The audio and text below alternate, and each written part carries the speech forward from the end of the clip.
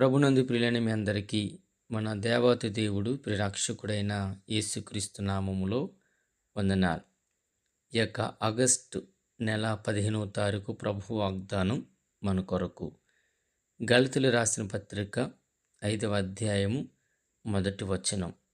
ఈ స్వాతంత్ర్యము అనుగ్రహించి క్రీస్తు మనలను స్వతంత్రులుగా చేసి ఉన్నాడు.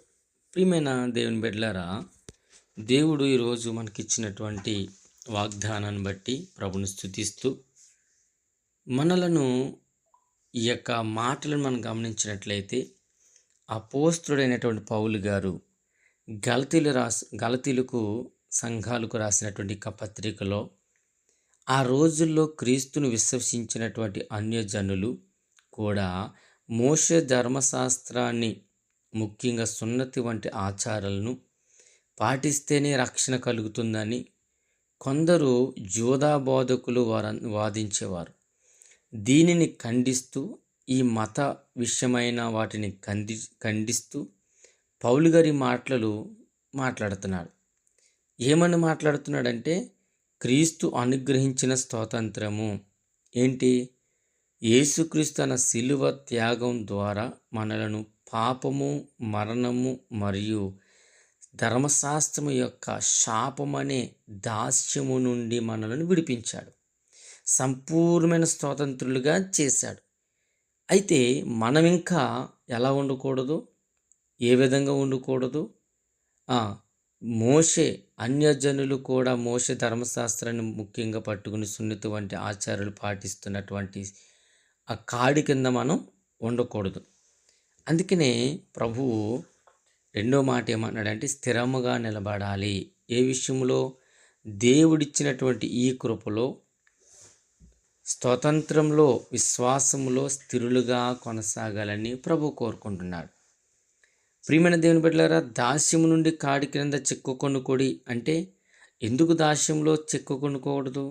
ఎందుకు వాటిలో మనం ఉండకూడదు అంటే, రక్షణ కోసం తిరిగి పాత నిబంధన ఆచారాలను, మానవ నిర్మాణత నియమాలను వైపు మళ్ళటం అంటే మళ్ళీ బానిసత్వపు వైపు మనపై వేసుకోవటమే అవుతుంది. ఏంటి? రక్షణ కోసం తిరిగి రక్షణలో బ్రతుకుతూ దేవుని మీద ఆధారపడుతూ ఉన్న మనము పాత నిబంధన ఆచారాలను, మానవ నిర్మాణత్వ నియమాల వైపు మళ్ళటం ద్వారా లోకానుసారమైన వారుగా మనం మలుచుతున్న వారితో సమానం అని చెబుతూ మళ్ళీ బానిసత్వంతో ఉన్నటువంటి కాడి వైపు మనపైన మనం వేసుకుంటున్నామని వాక్యం మాట్లాడుతుంది. అపోస్తలుడైన పౌలు గారు వాటి విషయమే ఖండిస్తున్నాడు. ఈరోజు దాస్యం నుండి వచ్చిన తర్వాత మరల దాస్యాన్ని కోరుకుంటామా? పాత నిబంధన నుండి వచ్చి విశ్వాసంలో నిలబడి దేవుని కొరకు కృపకాలం కింద ఉన్న తర్వాత మరలా పాత నిబంధన ప్రకారంగా బలులకు మనం వెళ్దామా? ఒకసారి జ్ఞాపకం చేసుకోండి. దేవుడు మనలను స్వతంత్రులుగా చేశాడు. ఈరోజు మన భారతదేశానికి స్వతంత్రత దేవుడు ఒకానొక సమయంలో మన కంటి ముందున్నటువంటి వారి ద్వారా మన దేశానికి స్వాతంత్రం వచ్చింది. మరలా అటువంటి కాడిని మనం కోరుకుంటామా?